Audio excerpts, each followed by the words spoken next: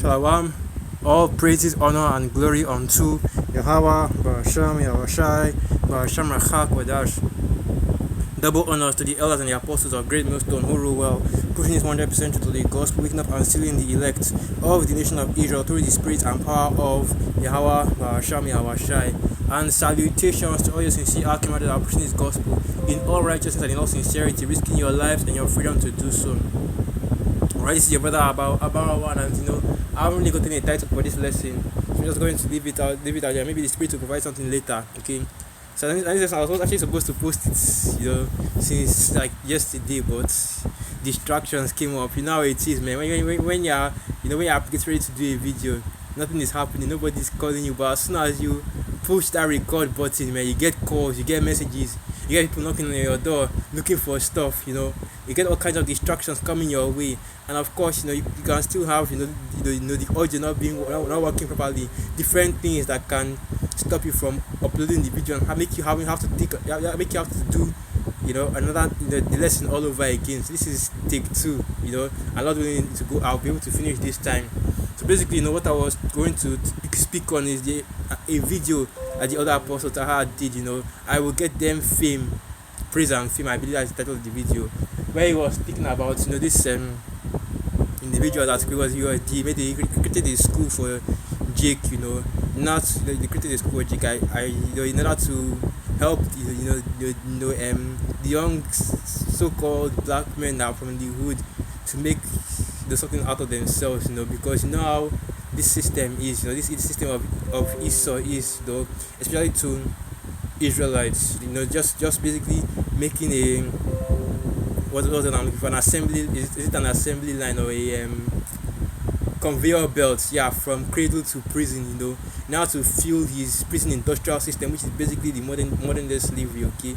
And how Esau has made sure through the media, okay, through all these through all these celebrities, all these people that are set up to be against our people, that that our people consider to be leaders, these church pastors, these celebrities, these media personalities, that influence our people and make them go off. He has used them as basically sell out to put our people in that situation, to keep our people at the bottom, to make sure that we do not get rise up or gain any form of affluence in this kingdom, which of course we know that that's part of the causes, but it does not still take away from what our people have done against from what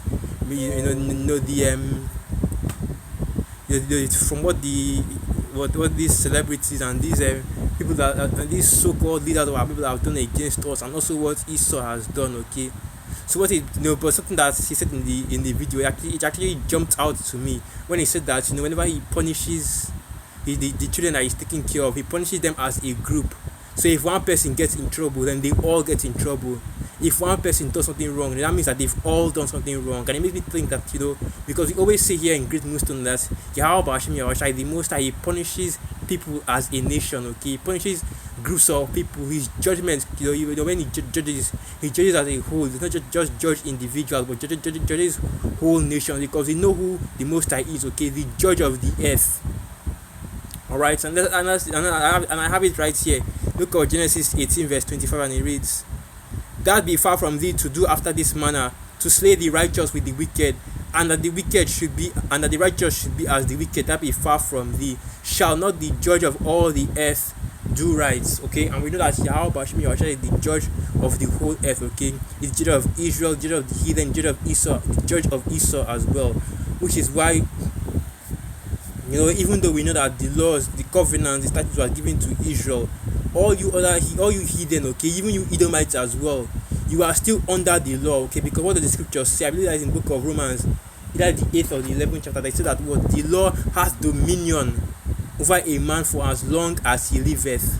Alright, that means that we all as men, and that word man, it goes into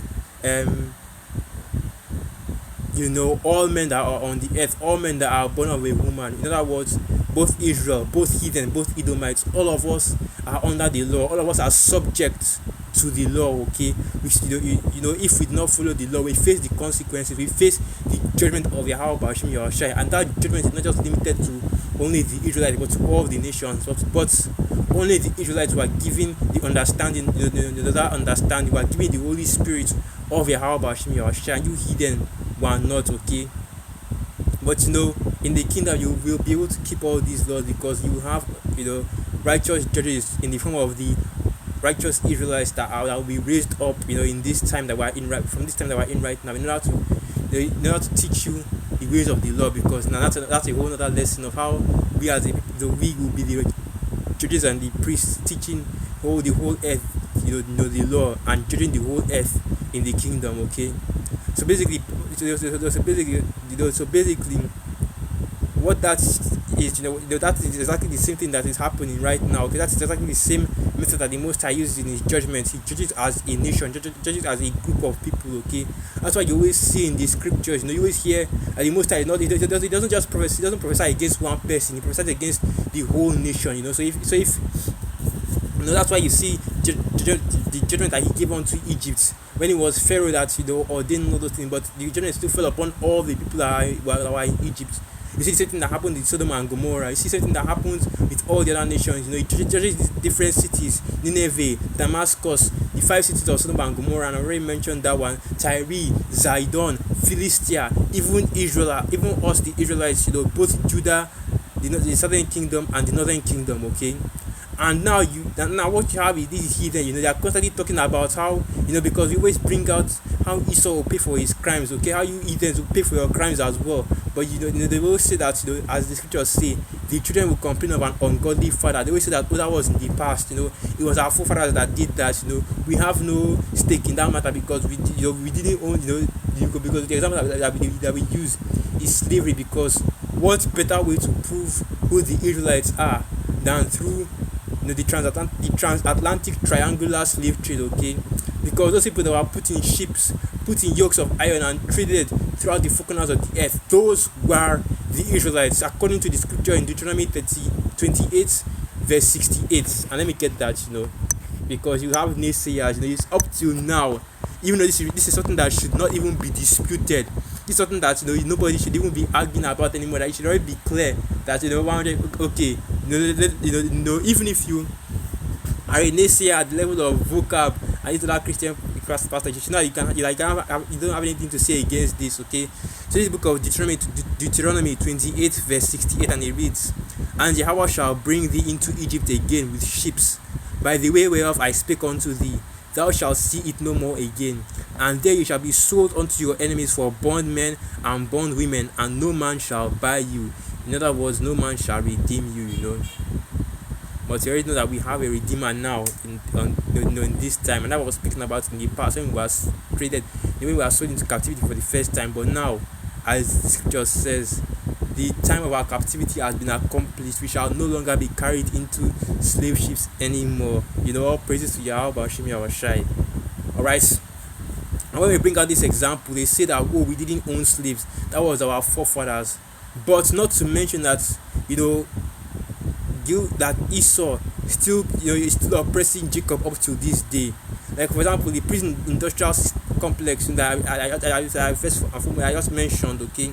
Esau using his media, using his witchcraft to deceive our people and keep them, sinners, keep them niggers, keep them harlots, keep them, constantly wallowed in wickedness, okay? With plantation Christianity, with all the other doctrines, all the other philosophy that he pushes onto our people on a high, heavy level, That's why it's witchcraft, okay? Because it's constantly bombarding our people with these messages to keep them in that state of perpetual wickedness, so that they will not be delivered, okay? Because we know that Yahweh Hashem Yahushua isn't dealing with the wicked of our people, but all praises to the Most High that He has left the remnant in the form of the elect, Lord willing, the Akim and the Aqua, the brothers and sisters that are following this truth in all righteousness and sincerity, and I as well become a part of that number.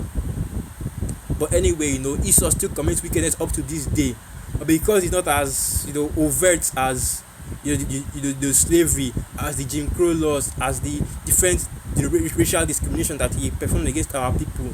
He now wants to claim innocence, because that's how this wicked fucked on this devil works. And even the other nations, they do the exact same thing. Okay, you see with Moab, you saw the way that he was abusing Jake, especially in China. You see the way that he even comes into these he comes into Africa and abuses Jake, goes to Babylon, abuses Jake, wherever they are. And these other nations as well, okay, they do the exact same thing. You see how they treat our people, the Israelites, and yet they want to claim, they want to feign ignorance for all these matters, and they want to pretend as if they are that do not face the consequences for their actions or the reward for their wickedness. But when it's time to talk about history, okay, talk about their forefathers that did all that, that did great things, when it's time to talk about the great things that their forefathers did, the great things that starting from Alexander the Greek up till now. You see the Edomites, they get all loud and proud, in their normal Edomite fashion. But when it when it start to praise them for their so-called greatness, they get all loud and proud. From Alexander the Great, ruling all the known world at that time, to Christopher Columbus, so-called discovering America, which of course, if Esau still adds his own extra little fluff into the history in order to make their forefathers seem so mighty and so great, when it's actually in all actuality far from the truth.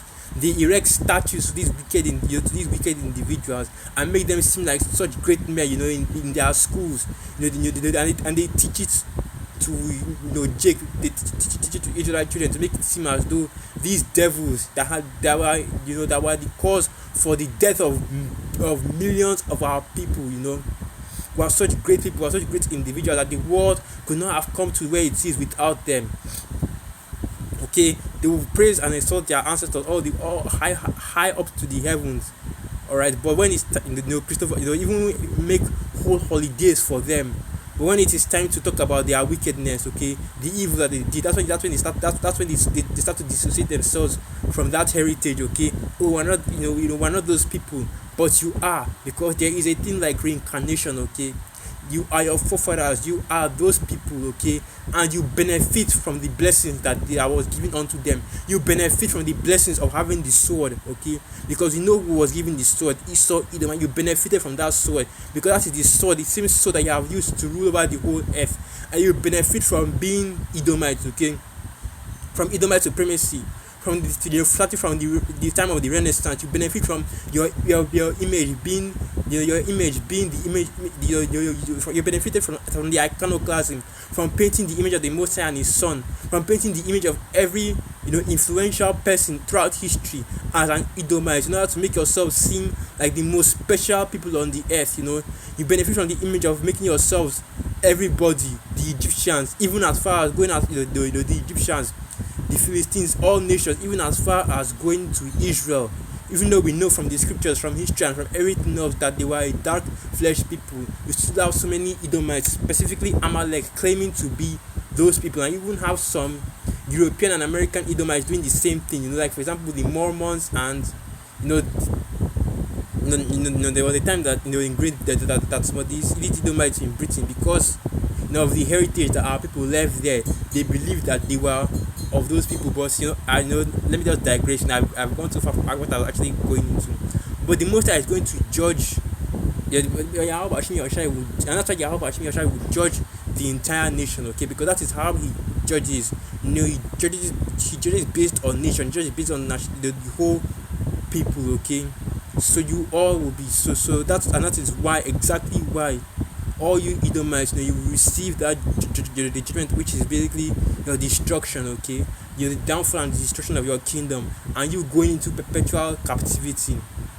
Alright, and if you think, and the reason why Yahweh Hashem Yahushai will judge the whole nations, not just individuals, is simple, because it is a very efficient way to make an example, okay, make an example so that all can see, as the scripture says, so that they will see and they will hear and they will fear, okay, because the 10 plagues of Egypt that happened so many years ago, that Esau, according to his historians, claim that there is no evidence of it. He still talked about still talked about up to this day, okay. Sodom and Gomorrah, the destruction of Sodom and Gomorrah, still talked about up to this day. The flood has been echoed throughout history. All kinds of religions, all kinds of history, all kinds of nations have their the flood, or the story of what happened in the flood, to show you an example of what happens to those that would. And let me get that precept. So like, yeah, I'm just going around, so like, I'm just speaking it. I'm just speaking it does, and I haven't even actually gotten the precepts. So let me get this precept real quick, because this is actually something that I should just read this, okay? So the book of 2 Peter chapter 2, and I'll start from verse 5. It's okay. Okay, I'll start from verse 5. And spared not the old world, but saved Noah, the eighth person, a preacher of righteousness, bringing in the flood upon the world of the ungodly, and turning the cities of Sodom and Gomorrah into ashes, condemned them with an overthrow, making them an ensample unto those that after should live ungodly. So that is the exact reason why you judge a whole nation instead of just an individual. It is a perfect way to make an example, okay? Because you're one person who does wickedness and he just drops dead. Nobody is really nobody really getting into to refer at that. But when you see the smoke and the burning of an entire nation, especially a mighty nation like for example, the 5 cities of Sodom, a mighty nation like Egypt, a mighty nation like a whole earth, a whole world, like the world before the flood, that strikes fear into your heart. You wonder what power, what kind of what kind of power is capable of these things, that you hear it is the Most High, how about your child that have done this work, and then you fear, okay? It is to make an example. That's why whenever we want to, whenever we as the people, we had whenever somebody went off, they committed a sin worthy of death, adultery, what kind of breaking certain laws, breaking the laws of the Sabbath, they were always murder, okay? They were taking outside of the city gates, and they were stoned to death there. There was to be a public spectacle. And that's why all the men of the city was to stone them to death, so that you will know what will happen when you commit wickedness. You know the price of your sins. You know exactly what it will lead to, destruction. Okay, and when you see that, that strikes fear into your heart. Can you imagine? Imagine taking. Imagine taking one of the people out in your neighborhood outside of your city gate and having to stone them to death because of their wickedness. That puts fear into your heart, man. And like I said before, there's this term called scare. You're scaring somebody straight. That scares you straight, man. So you know not to commit this sin, or you are next. And that's why Yahweh always says to put out evil from among you. That's why he says that word that you should not. That you should shun every instance of evil, okay? Because you're not even supposed to you're not supposed to allow wickedness to fester, to the extent where a whole nation would have to be your whole nation would have to be judged for it. Okay, but you see that this is how Esau's kingdom has been established, where this wickedness has festered up to the point where the whole earth has to be judged for it, and that is exactly what was happening in the time of the flood. What you are seeing going on right now all over the earth. Look around, you see all this wickedness that is going on. That was exactly what was going on during the time of Noah, during the time of the flood. You see what the sons of Israel are doing. That's exactly what the Noah's family, Noah's brothers and sisters, cousins, the family up to the family line down the line was doing. Okay, they were all involved in this wickedness, following the sons of Cain in wickedness. Okay, this is exactly what is going on in this time. That's why the scriptures say there is no new thing under the sun, and that is exactly why the whole earth is going to be judged for it. Okay, not the Most High is going to pick out the wicked elites that have caused all the other people to be to be wicked, and say that these are the only people that I will judge. To pick out certain Edomites or pick out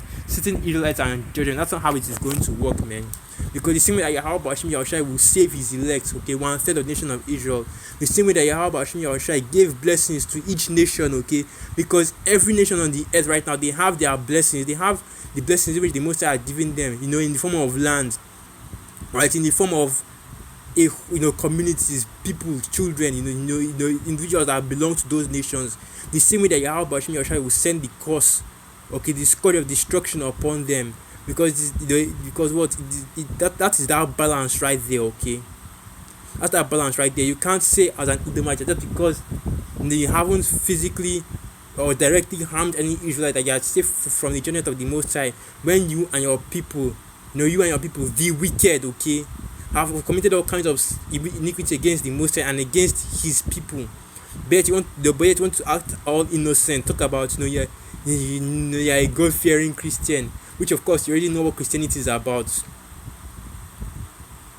All right, this is why, and no, of course, and let me, and of course, let's add the last part. This is exactly why we went into captivity and received these curses as a nation, okay?